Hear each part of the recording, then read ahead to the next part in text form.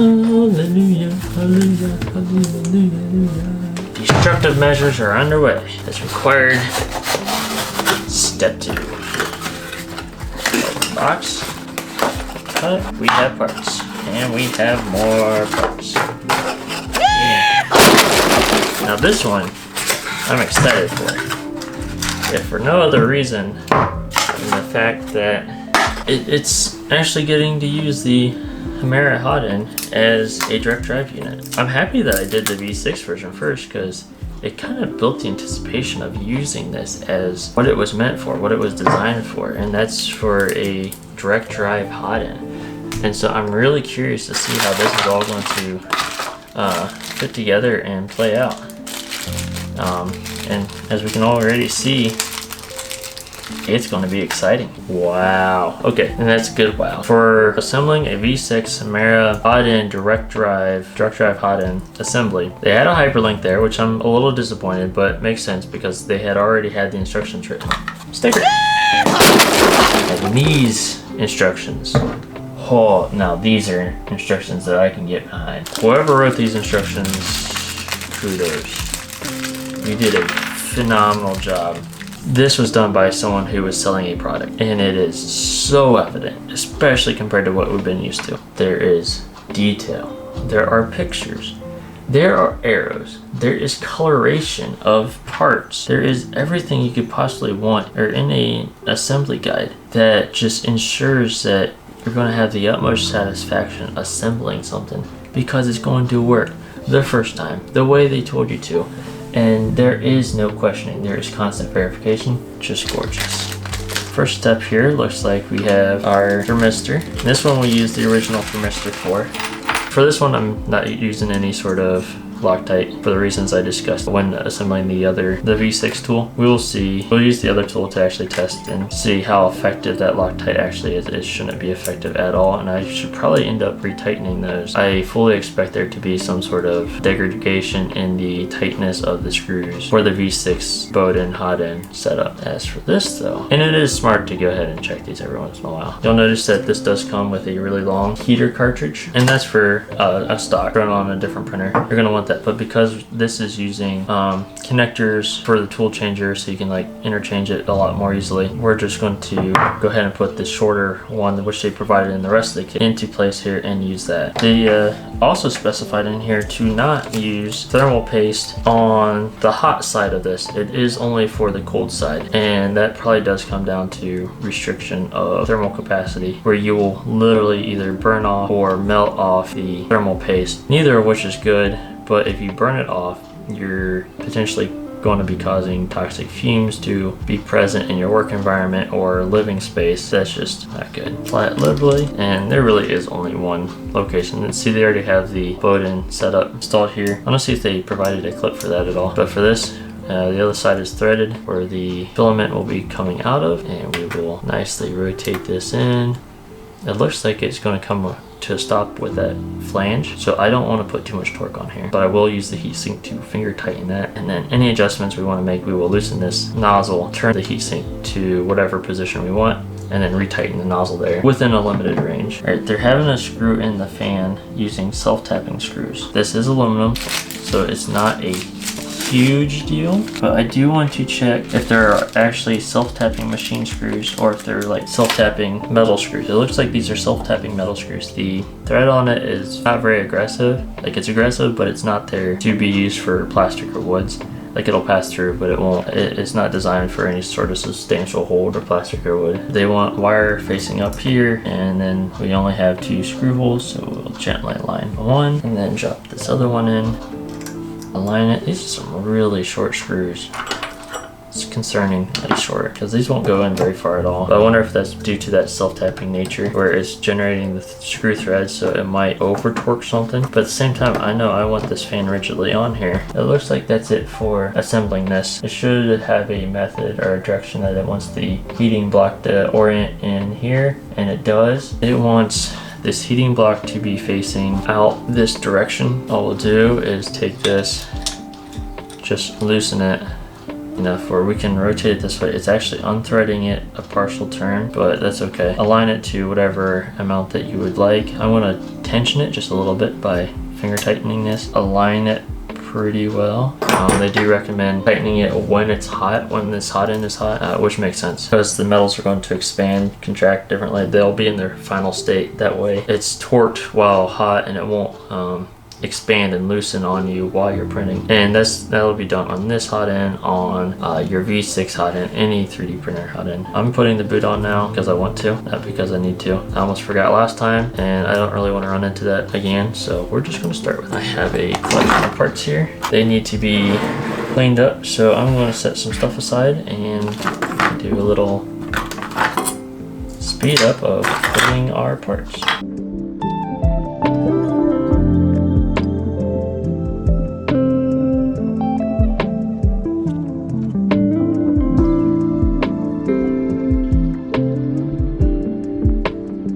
We're going to use some screws to attach this to this bracket here. Somehow it looks like it goes on this side. The thermistor and the heating element are actually oriented to come out. The wires are oriented to come out the other side. Those are completely interchangeable. I can change that at any point. They are accessible from the bottom side. I guess we'll take the booty off since we'll probably have to change it again. But for now, I'm going to mount this on here, and we won't change anything until it is shown necessary. Again, we have a little bit of a hole tolerance thing. I'll just get started. It's fine. These screws are going to be way too long. Here, we'll check it real quick. I'll run it all the way in, and then what I'll do is I'll run it up against here, compare it to that inside there. If you can see that, all right. It looks like it should be just, oh, that screw's not even all the way in. Yeah, that screw's too long. Let's go find a shorter one. All right, these appear to be the only ones that'll be of the right length. It looks like there's a fourth one here. That concerns me because I don't like having extras or one-offs after I'm done assembling. And I'm going to just go ahead and try it on a nut, make sure it's even the right size. It is not the right size. All right, back to the search.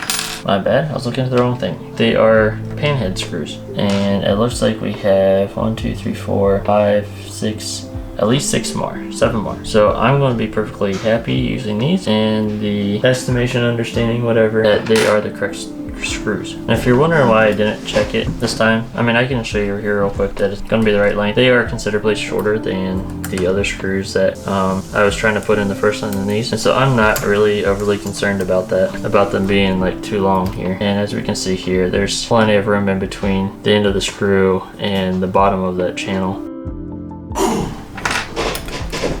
I'll actually slide a nut in there now and clear that one before I do my third screw. That way I make sure everything is lined up first.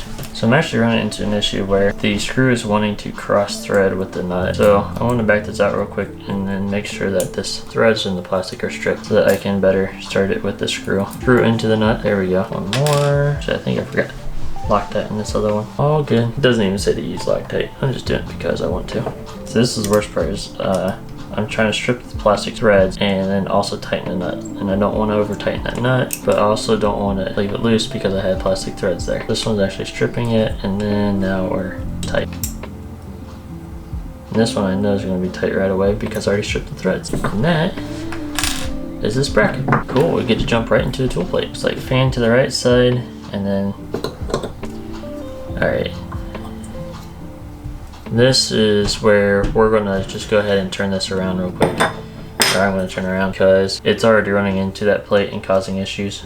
And I don't want that to be the case later on. Slide in, no damage. Hold this in place, finger, and then orient it with my thumb. And tighten it. And this is where it's really important to never strip these aluminum threads. You strip the aluminum threads, this entire heat block is gone. It's done.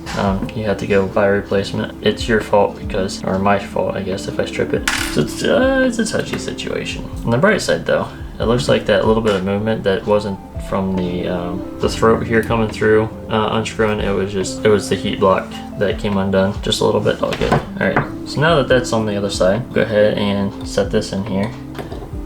So there's actually a recess point here, a recess point here, and a recess point here. Those will line up with this, and then upside down this corner very nicely. And I mean, it doesn't it's not fit, but it sets in just right. We will be threading these screws into plastic, and this time we actually get to use 4 full screws instead of the V6 hot end, which only used really 2, and then 1 to hold a fan shroud. Use a drill for steadiness.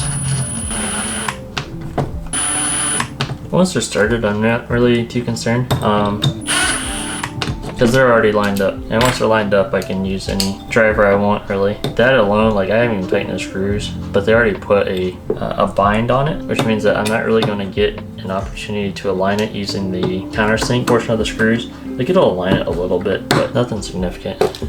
Now we're done. That's mounted. It gets mounted like so.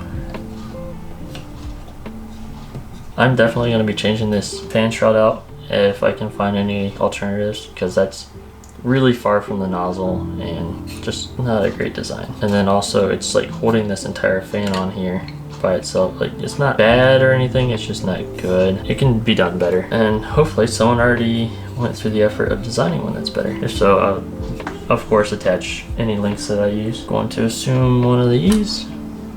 Sure.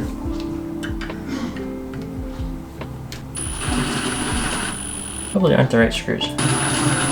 Definitely not the right screws, like at all. But they're the only screws I have. And they even show pan heads. And these are pan heads that I just used. And we don't have any other mounting hardware for this kit to use. So yeah, that's janky. That's probably not even going to fit appropriately. If I squeeze, I can get it on here. I'll start with one and then go to the other. I don't think these are even the right size. I don't know. We'll just go with it. Why not? Ooh, looky, it tightened. It tightened. That did work. I want to go ahead and toss a nut in here. I will add a little thread lock. Snugged up. Good. Snugged up. Good. There you go. But the violet just looks great. And that's what she's looking like so far. Real good, I think. I'm gonna laugh if we end up turning these around again. Now we get to use this. This. I think this is the new replacement piece. Yeah, I'm pretty sure it's this thing. And the instructions don't cover this yet. There is a comment on it. Did not refer to this though. We will just go ahead and assemble. We're back to a set screw. It gave us 0 instructions, not even apply super glue or install it. It gave us nothing. But thankfully, we did it on the V6 build first. There is an element for this somewhere. I think it's actually in this box.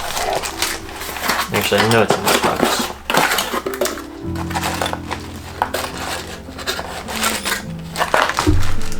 And we're going to just do a little bit of a social experiment here. We'll only use Loctite. Now we'll use it generously, maybe, and get it on there. I will get generously applied as well, but that's fine.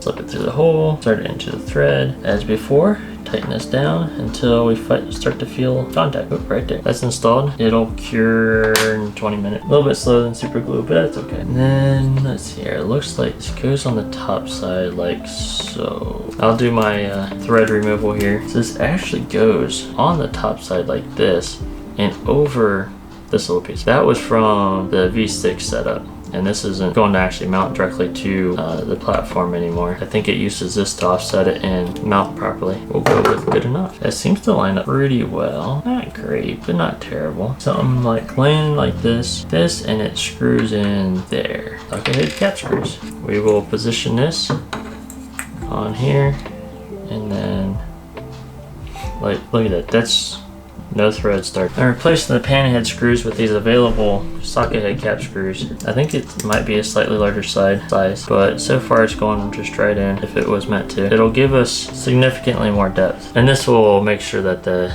motor stays nice and secure. Oh yeah.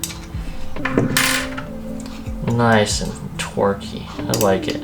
Right on. Now we're ready to actually mount this. There's some deviation here. See how far it's offset? I'll poke this through real quick. But there's some deviation there. So I'm going to mount it to the, not the motor, but the faceplate first. Loosely, but I feel like that's the one that's going to cause more issue. And then I can always just bend it in after it's been mounted up here. So, looks like some recessed screws. We got some of those.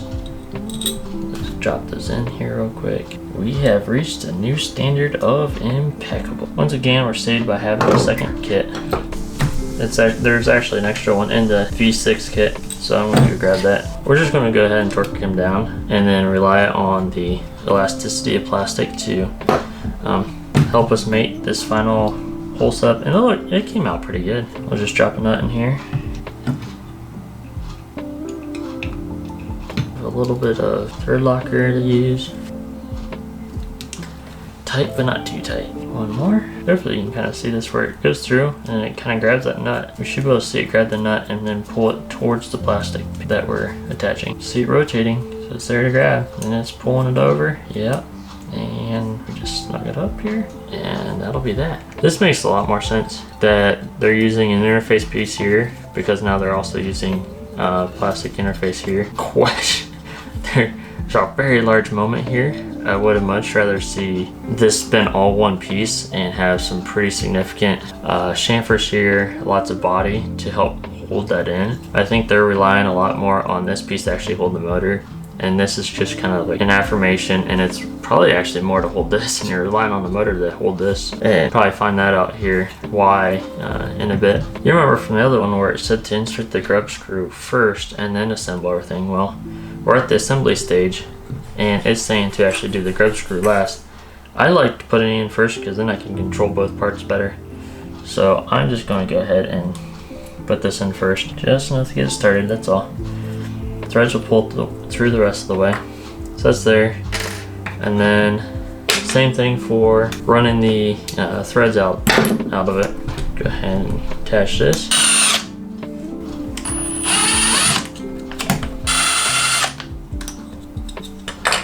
So that's where it hangs out as a tool, but it's also where it's going to hold the wires. Whenever it's stored, it's mounted here. Whenever it's on the assembly, it's mounted here. And this is just a retaining magnet, which is kind of nice. But yeah, I'm really happy that I put these extra screws in, knowing that this is a pretty important part. You don't want 4 threads holding the tool onto the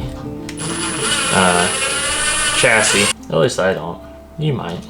You're welcome to. I want this side to be towards the holes in this receiver, because that's towards the back of the machine.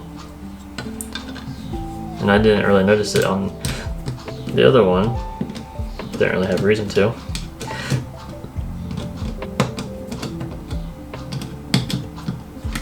But we'll check that out here real quick for the V6 hot end tool. Alright, that'll be that. For whatever reason, there's no indication of where to run this. From the last build, we know that it's going to end up here. So I'm going to run it up here just as a placement and kind of just get an idea and get a pretty picture. Here, we'll just stick it up the other side. This thermistor is definitely too short in this. And then this fan, that'll reach it up there somewhere. And this fan is definitely plenty long. That'll run up here somewhere too. Hot end to hot end comparison, like this is just so light compared to this. I have a kitchen scale, I should go measure these. I put this one on backwards because that needs to go towards the mounting side, this side. Now that I know that, let's just go do it.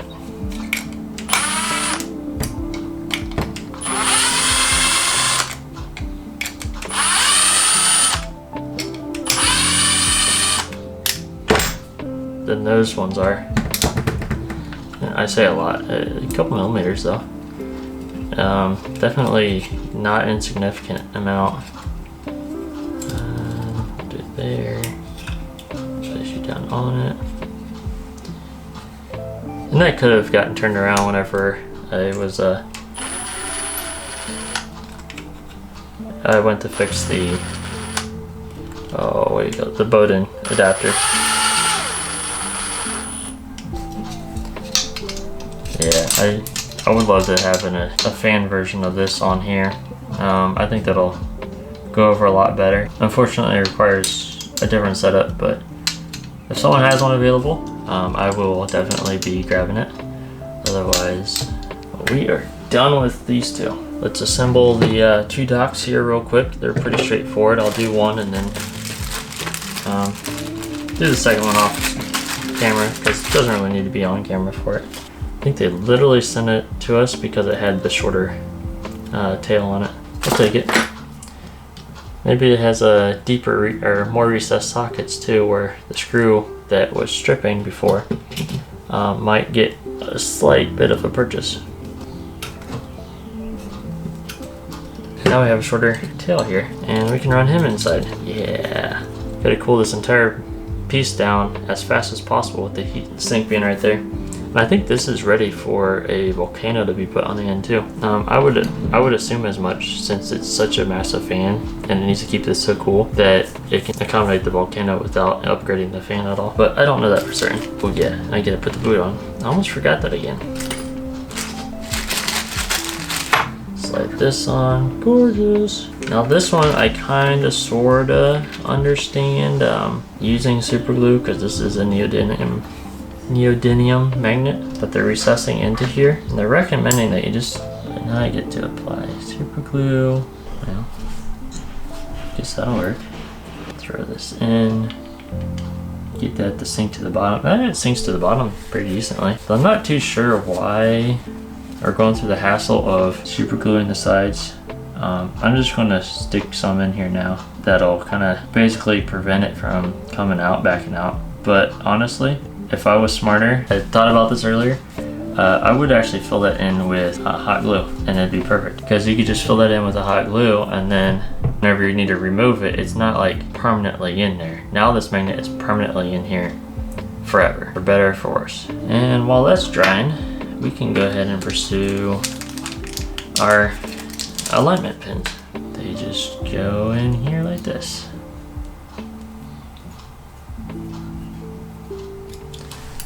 Right in, hand tight, and then we have a small Allen wrench somewhere that we'll use to torque these. Just stick this in here, and I'm going to do it this way because I feel like it, but you can do it however you want. But this will give me like a normal leverage amount for torque, so it's something that I'm familiar with. That way I know I'm not going to over torque it, but I also know I'm not going to under torque it. You can actually slide this off, and because there's no super glue coming through, I use gel super glue. I'm actually going to mount it here, and it will be attracted to that grub screw then, and that will hold it in place, and it'll have a great drying spot. All right, one more. Set it in there right proper like. Bring this here. Drop it in. Holds itself in. Use up the rest of the super glue. This again would be a great time for hot glue, or heck, even silicone or something. I don't know, anything but super glue. I think whenever I do more, I'll be using an alternative, but for this, hoping to wrap up here for this video recording session. I'll come back later and wrap up adding wiring in. Well, I guess I'll mount these.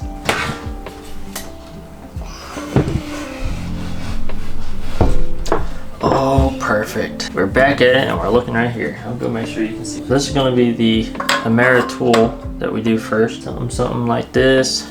Got our big boy here. A bag of screws and things. Sure. Bag of more screws and things. Don't really know what all we're going to need. It appears this attaches to the motion system. 2 screws through this one and this one. And it appears it comes up to the very edge and kind of has a little hangover here. Little check length here appears to be about right. So it only has about yay much sticking out of the bottom, which is about the thickness of the plate. So I will use 2 of these screws. Drill that in. Drill this in. Now this is a nicely fitting part again. They sure do know how to make a 3D printed part. I will absolutely give them 100% of that. This is just gorgeous. And these come up from the underside, but they'll come up the underside somewhere about there, and will fasten in as well. That explains why these are through holes and these are threaded.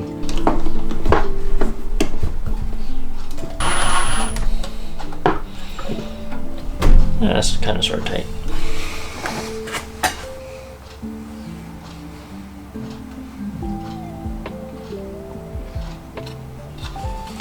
Okay.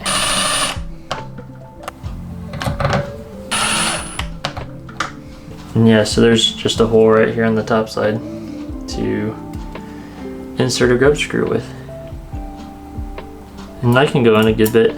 So the reason why these are here is because there's going to be like a wire band that sticks up several inches, and that's to help keep the bunny ears from swinging side to side so much. And or like collapsing upon themselves. And there's going to be one on this side too that goes all the way down to the bottom where the other grub screw on this is. It's pretty smart. It's kind of like a cable chain for an overhead application that you want to be more flexible. All right, we should only have one more to do then, and that'll have to be done later because I don't have the parts for it. I will throw the part up on the printer and we'll have that soon enough.